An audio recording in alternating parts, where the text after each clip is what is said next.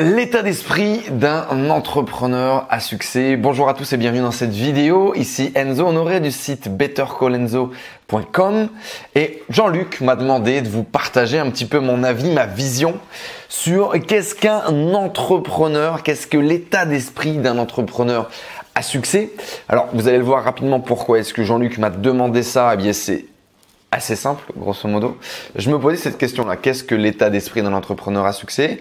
Ça fait 2 ans aujourd'hui que j'ai démarré un projet, que j'ai démarré une espèce de voyage, qui est d'aller rencontrer le maximum d'entrepreneurs qui ont pris des routes complètement différentes, qui à la base n'avaient pas forcément les prérequis, n'avaient pas forcément le background pour réussir en tant qu'entrepreneur et qui ont tout développé, tout mis en place pour pouvoir réussir en tant qu'entrepreneur. Et donc tout naturellement, moi je suis allé les voir et puis je leur ai dit mais comment t'as fait?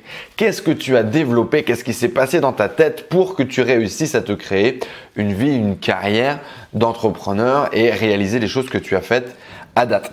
Alors, rapidement du coup dans cette vidéo, on va voir dans quel état d'esprit un entrepreneur réussit-il à se mettre pour pouvoir réussir, pour pouvoir réaliser des choses aussi extraordinaires qu'il le fait. Que font-ils au quotidien pour pouvoir réussir à développer leur état d'esprit, à garder leur état d'esprit, ou que font-ils justement pour réussir?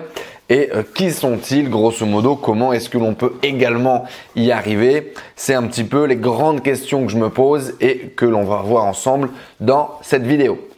Alors du coup, rapidement, j'aimerais te partager les 4 phases, les 4 étapes importantes qui selon moi aujourd'hui sont essentielles et qui vont te permettre, si tu veux, de devenir cet entrepreneur que tu as envie de devenir. Première des choses. Deuxième des choses, c'est des qualités, des habitudes que j'ai pu retrouver chez énormément d'entrepreneurs. Et le troisième point, on va le voir un petit peu, un état d'esprit, c'est-à-dire comment un peu créer cette gymnastique mentale, sur quel point la créer et puis voilà grosso modo un peu ce qui va en rester. Donc je te rappelle rapidement le sommaire, les 4 phases importantes pour devenir ou pour te créer cet état d'esprit d'entrepreneur à succès, des qualités, des habitudes dans une deuxième partie et qui sont présentes chez énormément d'entrepreneurs. Et le dernier point, un petit peu la conclusion, ça sera un état d'esprit, ce sera quelques exemples de l'état d'esprit, de l'attitude finalement que tu dois conserver, que tu dois développer. Alors du coup, les 4 phases que l'on retrouve, en fait c'est une question que je demande à des entrepreneurs. Je leur dis voilà, si demain tu devais tout recommencer à zéro, tu maximiserais, comment est-ce que tu ferais pour maximiser tes chances de réussite dans la création, dans le développement d'un projet? Qu'est-ce que tu mettrais en place? Quelles seraient les étapes que tu suivrais? Et il y a des étapes grosso modo qui reviennent tout le temps et c'est celle-ci que j'aimerais te partager aujourd'hui. La première des choses, c'est un espèce de travail sur soi. C'est-à-dire un questionnement interne, apprendre à mieux se connaître. Qui je suis, qu'est-ce que je sais faire, quelles sont mes forces, quelles sont mes faiblesses. D'accord? Et par rapport à ça, faire vraiment le bilan, voilà. Mes compétences aujourd'hui que je peux mettre à profit, sur lesquelles je peux compter. Grosso modo, faire un petit peu le bilan de quels sont les outils que j'ai à ma disposition pour pouvoir réaliser prochainement un projet. Et le projet, bien évidemment, c'est l'entrepreneuriat. Donc l'idée, c'est vraiment, voilà, qui est-ce que je suis, qu'est-ce que j'ai comme force, qu'est-ce que j'ai comme faiblesse, et puis qu'est-ce que j'ai envie. D'accord? Vraiment se poser cette première question-là. Deuxième question, l'idée du coup maintenant qu'on a défini un petit peu une espèce de direction, d'accord, qu'on sait à peu près vers quoi on veut tendre et qu'on connaît nos forces et nos faiblesses, l'idée ça va être de s'entourer, d'accord, de s'entourer des bonnes personnes, on va dire de s'entourer des bons mentors, c'est de développer son environnement. Donc l'étape numéro 1, je te la rappelle, c'est un petit peu développement personnel, faire ton bilan, où est-ce que tu en es, qu'est-ce que tu veux faire, quelles sont tes forces et tes faiblesses. Point numéro 2, ça va être l'environnement. Ça va être de maximiser ton environnement avec des gens qui font déjà ce que tu veux faire. D'accord, des gens qui ont déjà la réussite que tu veux obtenir, des gens qui ont déjà le métier que tu veux réaliser, etc. Et donc, ça va être alors, des bouquins, des coups de téléphone, des repas, des networking, ce que tu veux. Mais vivre le plus tôt possible le lifestyle, le visualiser et pas uniquement en vidéo ou en audio, mais bien concrètement, physiquement, que ça t'ancre aussi le corps et l'esprit, tu vois. Et donc, networker un maximum, développer ton environnement par rapport à ça et puis pouvoir modéliser, tu vois, vraiment un petit peu cette réussite que tu cherches à aller obtenir. Donc ça, c'est vraiment l'environnement, c'est le point numéro 2.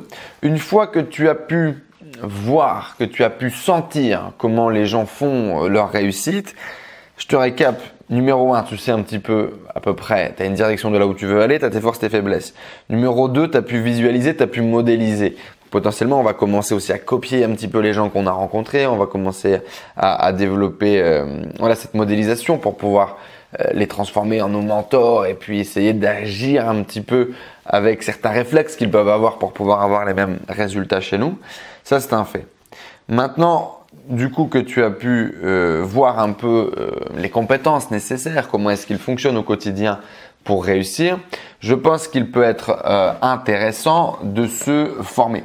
Maintenant qu'on a défini ce pourquoi on est bon, ce pourquoi on n'est pas bon et on a pu voir les résultats de mecs qui réussissent, l'étape numéro 3, du coup, ça va être de se former, ça va être de maximiser nos forces pour pouvoir réussir et finalement devenir comme les mecs au-dessus. Donc, on a pu dresser ce tableau, on a pu voir là où je voulais aller, j'ai pu voir comment les mecs agissaient pour réussir dans ce qu'ils faisaient. Et moi, maintenant, l'objectif, c'est de me former pour obtenir quasiment le meilleur niveau qu'eux ou du moins devenir vraiment expert dans une des thématiques. L'objectif, c'est vraiment de développer une connaissance forte.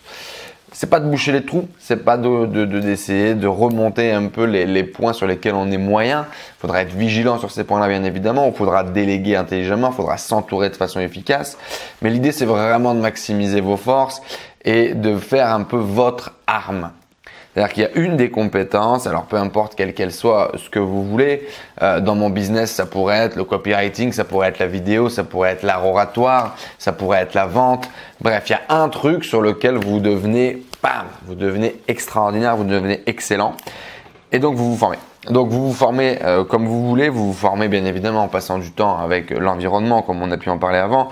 Vous vous formez en achetant des formations, en lisant des bouquins, en mettant en pratique tout simplement aussi. Etc., etc. Case numéro 3, étape numéro 3, un petit peu formation. Et étape numéro 4, qui est une étape essentielle, on va dire, dans le processus, c'est que maintenant, il faut implémenter. Maintenant que vous avez les informations, que vous avez du réseau, que vous savez à peu près ce que vous allez faire, que vous avez maximisé vos forces, mais il faut le tester. Il faut le tester, il faut aller dans le concret. Et donc, aller dans le concret, on va passer à l'action, on va démarrer nos premiers projets. Moi, je dis souvent, voilà, essayez tout de suite de vendre quelque chose. Prenez votre téléphone, analysez un avatar client, définissez une espèce de pitch de vente et commencez tout de suite à passer vos coups de fil, à envoyer vos emails, à aller dans la rue et à voir un petit peu ce qui se passe. D'accord ? Commencez à vous confronter le plus tôt possible au marché. Confrontez-vous aussi au marché, confrontez votre produit, c'est sûr, mais confrontez-vous également parce que souvent c'est nous qui bloquons aussi un petit peu le processus, qui avons des peurs, qui avons des craintes, qui avons des croyances. Et plus on va attaquer tôt le marché, plus tôt on va pouvoir commencer à résorber ces différentes problématiques. Donc très important, passage à l'action. Bon, vous le savez, on doit vous le rabâcher des tonnes et des tonnes, mais voilà, le passage à l'action, c'est un état d'esprit vraiment. Cette idée, il y a plusieurs typologies de personnes, plusieurs typologies d'entrepreneurs, mais il y a effectivement ceux qui ont besoin d'emmagasiner un maximum d'informations avant de se jeter à l'eau, puis il y a ceux qui se jettent à l'eau et puis qui réfléchissent après. Moi, effectivement, j'ai été éduqué, entre guillemets, j'ai été mentoré par quelqu'un qui passait d'abord à l'action, qui étudie rapidement. Voilà, on sait plus ou moins où on met les pieds. Boum, on passe à l'action, on apprend en faisant et puis on corrige les tirs sur le chemin. Et moi, c'est quelque chose qui a très bien fonctionné avec moi. C'est quelque chose que je recommande aujourd'hui parce que malheureusement, on se rend compte qu'une des plus grandes peurs, un des plus gros problèmes, c'est cette idée d'emmagasiner un maximum d'informations. Et plus on a d'informations, finalement, plus on stagne et plus on ne sait plus. Plus on ne sait plus à quel sein se vouer, plus on ne sait plus. On a perdu confiance en nous, on a perdu potentiellement un certain dynamisme qu'on pouvait avoir au départ. Et puis malheureusement, du coup, on est un peu là freiné dans le passage à l'action de notre projet.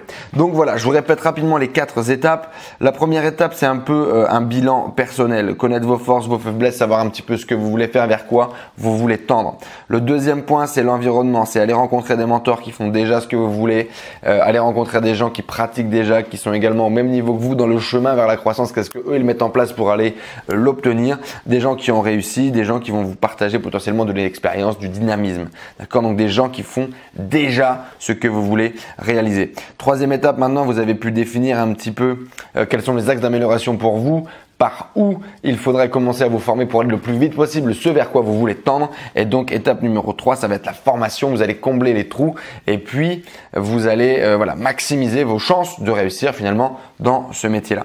Toujours en continuant l'environnement, etc., en continuant à networker, en continuant à partager. Et la dernière étape, c'est le passage à l'action. Donc, c'est lancer des projets, c'est expérimenter, c'est vous confronter au marché le plus tôt possible. Poser des actions au quotidien pour tendre vers ce vers quoi vous voulez tendre. C'est vraiment, vraiment très important. Il y a énormément de personnes qui bloquent malheureusement à cette étape du passage à l'action, et votre processus il doit tout le temps être comme ça. Et en fait on se rend vite compte que un espèce de process comme ça en 4 étapes qui serait un peu le bilan de qu'est-ce que je veux, qui fait déjà formation, etc. Moi c'est devenu un petit peu un leitmotiv de vie, c'est-à-dire que j'utilise plus que ça dans tout ce que je fais. Ça peut fonctionner dans énormément de domaines de la vie, pas que dans l'entrepreneuriat, dans tout ce que vous allez faire. Je sais pas, par exemple la séduction, vous cherchez une femme, ce que vous voulez. Eh bien si vous appliquez ce même modèle que je viens de vous donner en 4 étapes, eh bien ça peut fonctionner. Parce que par exemple, premier point, bilan, ok, qu'est-ce que je veux, quel est le type de femme, qu'est-ce que je recherche, quelles sont moi mes forces pour aller draguer une femme, et puis quels sont mes points faibles également, que j'en sois conscient sans mettre le doigt dessus. Environnement, on va traîner avec des gens, alors soit on va traîner avec des femmes effectivement qui correspondent à ce que je recherche, soit on va les traîner avec des hommes qui ont le succès avec ces femmes-là, et puis on va essayer de comprendre comment est-ce qu'ils fonctionnent. Troisième étape, entre guillemets, formation, on va apprendre un petit peu ce qu'il y a à apprendre pour pouvoir aller obtenir le résultat que j'ai envie d'obtenir. Et puis quatrième étape, passage à l'action, on est sur le terrain, on y va et on va commencer à draguer, à partager et à rencontrer des gens. Eh bien, ouais, c'est un exemple de la séduction parce que c'est le premier qui m'est venu en tête. Mais en tout cas, remarquez que c'est un espèce de processus, en tout cas, qui peut devenir un espèce de cycle de vie que vous tirez dans ce que vous voulez. Ça, c'était le premier point. Ça, c'est à peu près 80% des entrepreneurs que j'ai rencontrés, que j'ai interviewés, qui à chaque fois dans leur discours revenaient tout le temps sur des patterns similaires. Donc voilà, je me suis dit qu'il y avait quand même quelque chose à en tirer. Si autant de gens nous en parlent et l'utilisent, ces différentes étapes, c'est qu'il doit y avoir quelque chose derrière ces points-là. Et je vous invite vraiment dans tous les cas à les expérimenter. Deuxième étape de cette vidéo, des qualités, des habitudes. Donc ça, c'est vraiment, c'est très subjectif, hein, d'accord, mais effectivement, il y a des choses qui reviennent souvent chez plusieurs entrepreneurs et eh bien je me suis dit que ça pourrait être intéressant que je te les partage. En termes d'état d'esprit, il y a souvent cet état d'esprit de conquérant qui revient un petit peu chez tous les entrepreneurs parce que c'est pas facile, parce que tu vas tomber et parce que c'est ok de tomber. Et il va falloir se relever, il va falloir aller plus loin et il va falloir continuer. Donc effectivement, chez les entrepreneurs, ce que tu vas retrouver toujours, c'est la persévérance, c'est la résilience. C'est que peu importe le nombre de fois où tu tombes, eh bien tu te relèveras systématiquement. La résilience, et ça c'est quelque chose que tu peux mettre de ton côté directement en pratique, par exemple à travers le sport, à travers les sports comme tout ce qui est sport de combat, etc. Et puis également dans le passage à l'action au quotidien. C'est-à-dire que aller dans la rue, demander des choses, prendre l'habitude de demander systématiquement autour de toi, et puis tu vas avoir des non, tu vas avoir des oui, etc. Et plus tu vas être face à la négation, plus tu vas t'habituer, tu vas switcher ton état d'esprit sur le fait que c'est pas grave d'avoir un non et tu vas rebondir pour essayer d'aller chercher un oui. Et finalement, tu vas rentrer comme ça petit à petit dans un état d'esprit de résilience. Les sports effectivement un petit peu de fond, tout ce qui va être un peu sur le long terme, peuvent t'aider à obtenir cet état d'esprit, aller à chercher à chaque fois le dernier mètre. Et tu peux y avoir plein d'exercices que tu peux mettre en place au quotidien dans ta vie, de toujours faire un de plus pour aller chercher finalement ce qui te reste là au fond et puis donner le dernier coup systématiquement. Donc ça, effectivement, la résilience, ça me paraissait essentiel de vous en parler. Mais après, voilà, j'ai peur de déborder un peu avec tout ce qui est état d'esprit, mais c'est pas grave. Je vais vous donner également ce qui me vient en tête. Il y a un certain optimisme chez les entrepreneurs. C'est-à-dire que la crise, tu as deux types de personnes et tu as deux types d'entrepreneurs également qui la voient. C'est-à-dire que c'est la crise, ça vend mal, j'ai du mal à vendre, je fais moins de chiffre d'affaires, puis j'ai du mal à payer mes gars, tu te rends pas compte, vraiment le pays va mal. Et puis la crise, c'est également l'opportunité du coup d'acheter moins cher. C'est l'opportunité où il va y avoir des ventes dans l'immobilier et il va falloir les saisir. Ce que je veux te dire à travers ça, c'est que bien évidemment, c'est une question de perception, ça c'est sûr, mais que c'est aussi une question de optimisme toujours. C'est-à-dire que peu importe la situation dans laquelle tu es et peu importe l'événement, c'est plutôt comment est-ce que toi tu vas choisir de réagir à cet événement-là. Et si tu es capable, toi en tant qu'entrepreneur, de toujours voir le verre à moitié plein et d'aller le saisir, d'aller poser une action pour obtenir des résultats différents, eh bien tu vas réussir sur le long terme, en tout cas en tant qu'entrepreneur, j'en suis persuadé. Parce que tous les gens que j'ai pu rencontrer qui ont fait des grandes choses, ils avaient cet état d'esprit-là, de quand il se passe quelque chose, quand il leur tombe quelque chose sur le coin de la tête, eh bien ils réfléchissent à comment est-ce qu'ils peuvent rebondir, comment est-ce qu'ils peuvent percuter, comment est-ce qu'ils peuvent continuer d'avancer malgré les événements qui sont là. Et puis ils ne perdent pas des heures, ils ne perdent pas des semaines à réfléchir, à déprimer, à se dire oh mon Dieu, j'ai pas de chance, c'est pas de ma faute. Non, ils se ressaisissent quand même assez vite. Effectivement, une autre qualité, ça pourrait être travailler un petit peu sa gestion émotionnelle. Qu'est-ce que tu ressens? Pourquoi est-ce que tu ressens ces choses-là? Et qu'est-ce qui a déclenché finalement tes émotions, dans le bien comme dans le mal? Pourquoi est-ce que c'est intéressant de prendre une espèce de troisième personne comme ça face à tes émotions? Parce que quand tu vas avoir des échecs, ce qui va arriver, quand tu vas avoir des problèmes des dernières minutes, quand tu vas avoir du rush, quand tu vas avoir un petit peu des accidents de parcours, eh bien ta capacité à bien gérer tes émotions au moment critique ou ta capacité à prendre une décision rapidement là quand ça va être le feu, ça va voilà, un bon entrepreneur pour moi aujourd'hui, c'est quelqu'un qui est capable de prendre une bonne décision et rapidement. Et donc plus on va s'entraîner à ça et moins on va être impacté par nos émotions au moment où on va prendre cette décision, eh bien je pense que mieux ça sera ou plus ça aura de chances d'être efficace. Un entrepreneur, c'est également quelqu'un qui prend des décisions à long terme, qui est capable d'avoir cette vision long terme, qui est pas juste capable de rester stuck comme ça dans une vision tout de suite et de se dire ok, je vais vendre ça à 50, ça me fait 50, je peux manger 50 € aujourd'hui. Il va penser à combien il va me rester demain et combien je vais gagner sur le long terme. Effectivement, cette petite action-là va peut-être pas me rapporter beaucoup tout de suite, mais qu'est-ce que ça va me rapporter demain? Qu'est-ce que ça va me rapporter même sur différents plans? C'est-à-dire qu'effectivement, on a l'habitude aujourd'hui c'est Nicolas Popovic qui dit ça, qui dit que 1 égale 2. C'est-à-dire que quand tu mets quelque chose en place, il faut par exemple que tu gagnes tout de suite, mais il faut que tu aies différents types de gains. Comme par exemple l'immobilier, tu achètes un appartement, tu fais les travaux, tu le mets en location, tu as le loyer tout de suite. Mais tu as aussi en numéro 2 la valeur de l'immobilier qui va monter par exemple. Tu as effectivement plusieurs niveaux de bénéfices par rapport à ce que tu vas créer et beaucoup d'entrepreneurs effectivement pensent comme ça, c'est-à-dire que je sais pas, tu vas créer un programme, tu vas créer un produit que tu vas vendre, quelle va être la répercussion au deuxième plan? La première répercussion, ça va être la génération du chiffre d'affaires, la génération du bénéfice, et au deuxième plan, qu'est-ce qui va se passer? Est-ce que tu vas habituer des gens à une marque, à un écosystème qui vont être obligés à un moment donné d'acheter d'autres produits, d'acheter d'autres services, de continuer à faire appel à toi, etc., etc. Donc, cette idée, c'est vraiment, il y a quand même cette notion de sacrifice finalement parfois à court terme pour une espèce de réussite assez grande, assez forte, long terme. Dans les entrepreneurs vraiment qui m'ont impressionné, qui correspondent aussi beaucoup à ma vision des choses pour le coup, parce que tout ce que je te partage là c'est très subjectif, il y a quand même cette idée de communauté, cette idée de gens qui sont tournés vers les autres, qui sont très altruistes, qui sont prêts à donner. Moi les gens qui m'impressionnent vraiment et les gens que j'ai vus réussir, c'est des gens qui donnent. C'est des gens qui donnent énormément de leur temps, de leurs connaissances, qui ont vraiment ce cœur sur la main. C'est pas momentanément une action ils ont donné. C'est un état d'esprit vraiment, c'est une vision des choses, c'est une vision de la vie, c'est une vision de pas faire les choses tout seul. Et d'être ouvert en fait, simplement, d'être ouvert aux gens qui vont venir à toi. de pas être le gros con qui va te dénigrer, tu vois, à tous les étages de l'échelle sociale ou peu importe. Énormément de respect pour l'autre.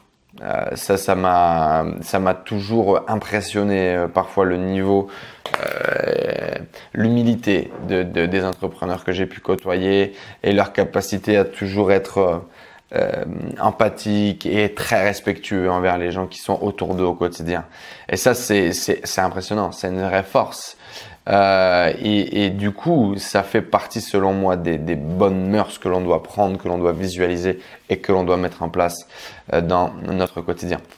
Il y a d'autres habitudes également, forcément, que j'ai vues. Déjà, l'entrepreneur, je pense que c'est quelqu'un qui est capable de se mettre en place des habitudes, capable de prendre un peu de vision sur ce qu'il est en train de faire ou sur ce qu'il fait et d'être conscient de ce qu'il fait. Ne pas faire uniquement les choses par mécanisme, par habitude, mais par habitude non choisie, on va dire. Et de pouvoir être conscient de ce qu'il fait et donc d'impacter là-dessus, de comprendre que tout ce qui se passe dans sa vie, c'est par rapport aux actions qu'il pose, par rapport à l'énergie qu'il donne, par rapport à ce qu'il fait et pas par rapport à quelque chose de divin potentiellement qui te tomberait comme ça sur le coin de la tête. Donc mise en place d'habitudes, mise en place de rituels entre guillemets, de productivité, être capable de secouer et de faire les choses à un moment donné parce qu'il faut les faire. Et comme on veut des résultats sur le long terme, eh bien effectivement la meilleure solution pour ça souvent, c'est de mettre en place des choses sur le long terme. Donc des habitudes comme être capable de se lever tôt malgré tout, être des gens qui sont à l'heure, des gens qui sont ponctuels. C'est des gens qui avant un meeting vous envoient un email pour confirmer le meeting à J-1, qui à J+1 vous envoie un récap du meeting. Tu vois, c'est des choses, c'est des mécanismes, c'est des habitudes qu'ont ces gens-là qui sont impressionnants. C'est rigoureux, c'est carré, ils ont une vision, tu as une vision, ils te mettent dans un bon climat, tu vois. Donc ça, très très important, des petites habitudes comme ça.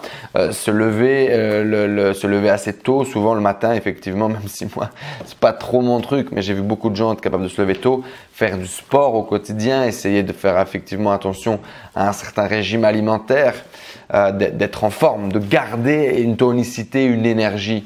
Ça, en tout cas, c'est sûr, c'est une évidence. Alors, j'ai vu pas mal lire beaucoup, s'instruire beaucoup, être très à l'écoute des gens, être très toujours dans une vision un peu de spectateur de ce qui se passe et puis emmagasiner un maximum d'informations avant de parler, avant de dire des bêtises, essayer de capter l'information, essayer de comprendre qui est-ce qu'on a en face de soi et adapter son discours, son dialogue par rapport à ça. C'est des petites habitudes, des petites qualités que j'ai pu voir qui, je pense, peuvent t'aider également. Le troisième des points que je voulais te partager, j'étais en train de déborder, on était vraiment dessus. Finalement, c'est un peu un état d'esprit, c'est un peu une attitude que tu dois avoir au quotidien. La réussite, être un entrepreneur à succès, c'est des petites choses qui vont faire la différence et qui vont faire de toi quelqu'un qui fonctionne. Et donc, par exemple, il y a Goulwen Tristan qui parlait d'un espèce de switch mental, de cette vision de solution. Un entrepreneur qui fonctionne, un entrepreneur à succès, c'est quelqu'un qui est obstiné par les solutions. C'est quelqu'un qui ne voit jamais de problème. J'ai discuté il y a pas longtemps avec une entrepreneuse de République dominicaine qui me disait, elle me dit non, je veux pas te dire que c'est un problème parce que j'ai pas de problème dans ma vie. Et c'est systématique. Tu vois, même quand elle parle comme ça, elle s'arrête et elle reparle à soi-même pour te dire que voilà, c'est un mot qu'elle a banni de son vocabulaire et que les pensées négatives, parler sur le dos des gens et puis parler de problèmes, eh bien non, c'est terminé, c'est plus pour moi, bam, on a rangé dans une case. Et systématiquement, dès qu'il va se passer quelque chose, dès qu'un événement va venir, tu vas penser solution. C'est une gymnastique mentale. Quand tu as eu un problème et que tu as envie de te plaindre, qui va venir en tête te dire, ok, je vais faire un jeu. Est-ce que je suis capable aujourd'hui d'imaginer une solution en fonction de ce problème? Et puis tu vas faire ce jeu-là, essayer de trouver une solution. Et puis petit à petit, au fur et à mesure, à un moment donné, tu vas voir que ça va se faire tout seul. Plus tu vas essayer de réfléchir à des solutions, plus des solutions vont te venir quand un problème va surgir et va venir vers toi. Et c'est à ce moment-là que petit à petit, tu vas commencer à créer des automatismes dans ton cerveau. Tu vas faire travailler ton cerveau d'une certaine façon à ce que dès que tu auras un problème, eh bien, boum, tu vas voir des solutions. Il y a d'autres choses en termes d'attitude et d'état d'esprit qui sont très importantes pour moi. C'est que quand tu vois quelqu'un, la majorité du temps, on s'imagine toujours qu'est-ce que ce mec peut faire pour moi. Essaye de changer ton état d'esprit en te disant ok, qu'est-ce que je peux faire pour lui. Essaye de donner et créer des relations qui sont saines, qui sont faites avec envie, qui sont faites avec le cœur, qui sont faites avec énormément de vérité finalement. Et ça va tout le temps te permettre de créer des choses. Quand tu rencontres quelqu'un dans la rue, pas systématiquement le dénigrer, penser que tu es plus grand que lui ou plus en réussite que lui ou que tu as raison par rapport à lui. La vérité, c'est uniquement une histoire de perception, c'est uniquement une histoire de je pense que j'ai raison, donc j'ai raison, tu vois ce que je veux dire. Il y a Henry Ford qui disait que tu penses que tu as tort ou que tu penses que tu as raison, parce que dans tous les cas, c'est ce que tu penses. Et ça, c'est très important, je pense, de l'avoir toujours en tête quand on rencontre quelqu'un. Et même potentiellement quand on commence à réussir, on a tendance à vouloir se dire « Ah, moi j'ai compris ça, toi tu n'as pas compris ça, donc… » Hop, je te minimise un peu. Alors qu'au contraire, les grands entrepreneurs que j'ai rencontrés ont toujours cette capacité à toujours rester ouvert à l'autre, rester en discussion avec l'autre et savoir tout mettre en perspective, en minimisant vraiment la part de jugement de l'autre et en étant toujours bienveillant. Et ça, c'est vraiment quelque chose d'exceptionnel qui, moi, vraiment m'a touché très fort. Et que j'essaye du coup au quotidien bien évidemment de réintégrer dans tout ce que je fais, dans tout ce que je suis et de me construire avec cette vision-là en tout cas au quotidien. En termes d'état d'esprit, c'est une ouverture d'esprit. C'est surtout on a décidé à un moment donné d'arrêter de dire que c'est pas possible, d'arrêter de dire que ça marche pas, d'arrêter de dire que ces gens-là sont des menteurs quand on connaît pas quelque chose et d'expérimenter. Moi, vraiment, je vois l'entrepreneuriat comme un chercheur. On est dans l'expérimentation au quotidien. On teste des trucs. On ne sait rien, on teste tout. C'est vraiment la vision que j'ai, c'est vraiment la vision que j'ai vue des gens qui ont fonctionné et c'est vraiment la vision que je pense que vous devez avoir parce que si c'est pas la première entreprise, si c'est pas la deuxième, ça sera peut-être la 10e. Que pour trouver une bonne idée, un bon projet, une bonne exécution qui fonctionne, il faut peut-être en tester 10, en tester 15 jusqu'à temps que ça fonctionne. Et ça, il faut vraiment, si tu as cet état d'esprit de l'expérimentation, du labeur, de faire les choses, pam, pam, pam, avec la même envie, la même intensité tout le temps, eh bien, tu vas réussir. C'est mathématique, d'accord? Si c'est pas la première, c'est pas la deuxième, c'est pas la troisième, c'est pas la 10e, au bout d'un moment, à force de raffiner avec l'intelligence, à chaque fois de comprendre de tes erreurs, eh bien, tu vas intégrer.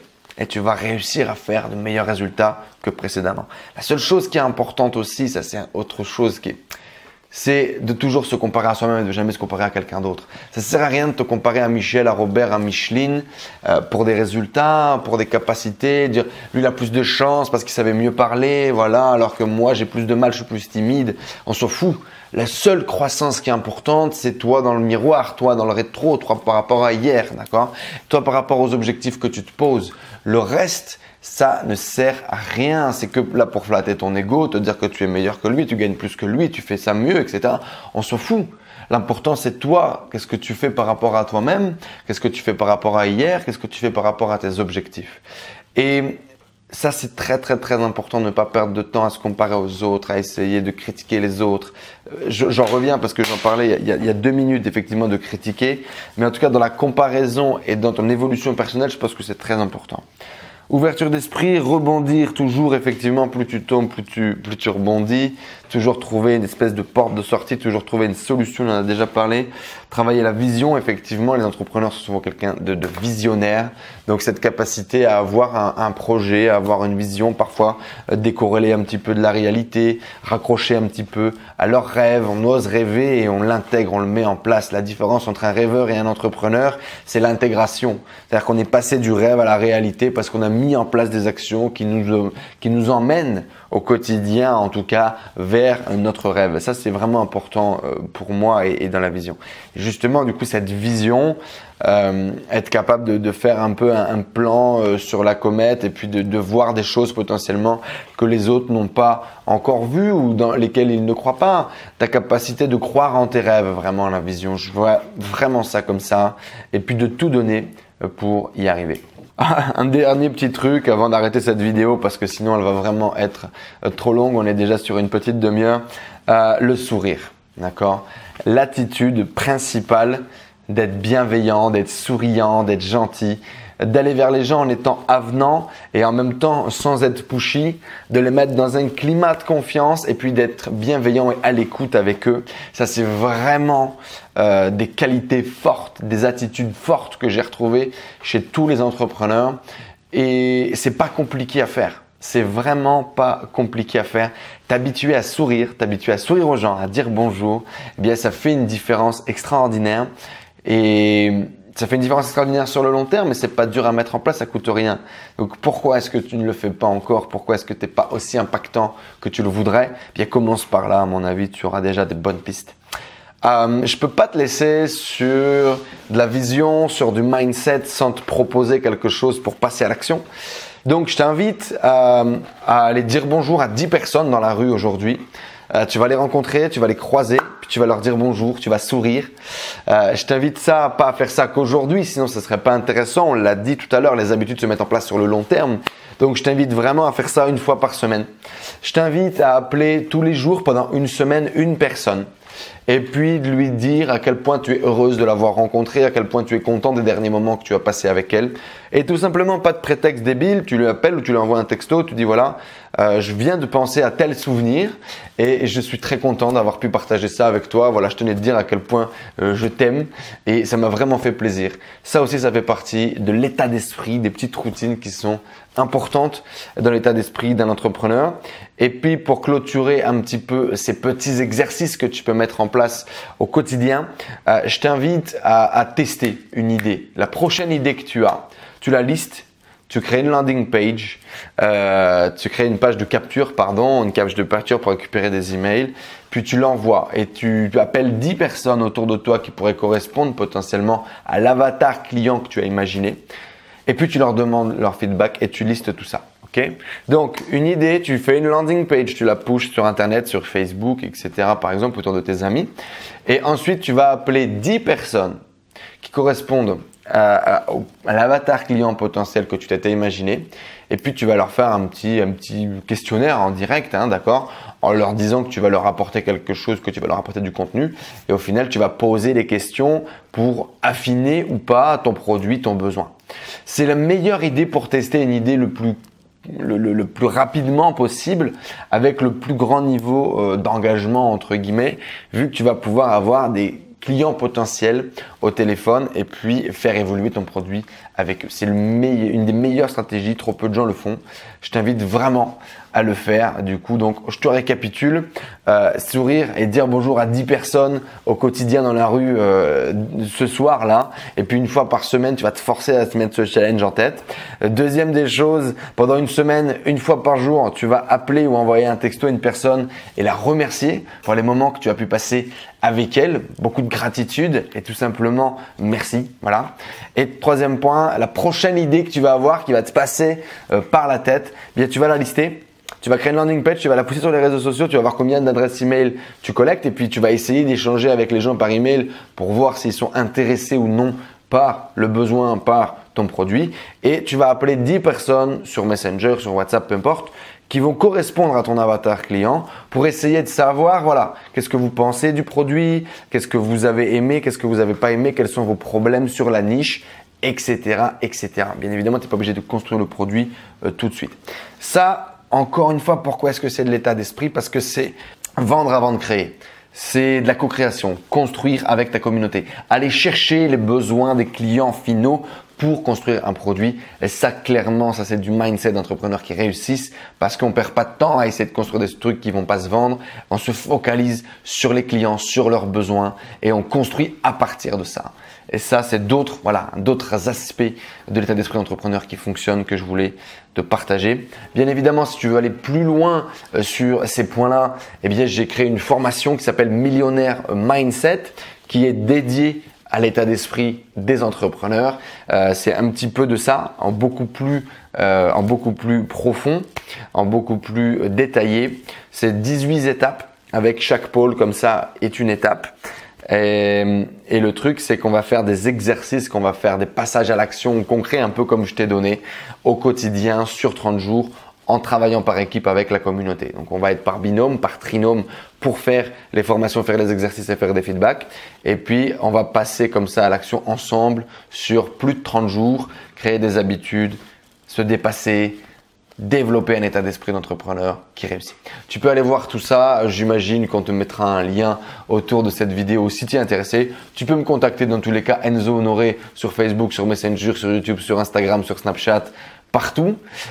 Si tu es intéressé pour le fait de travailler avec moi sur ce programme, sur le mindset, l'état d'esprit d'un entrepreneur. Merci beaucoup à Jean-Luc pour m'avoir proposé de faire cette vidéo sur l'état d'esprit. J'espère que ça t'a appris quelques petites choses. J'espère que ça t'a motivé ou boosté. Je t'invite vraiment à faire le petit passage à l'action que je t'ai donné. Et puis, je vous dis à très vite, d'autres prochaines vidéos, les amis. Merci beaucoup. Ciao, ciao.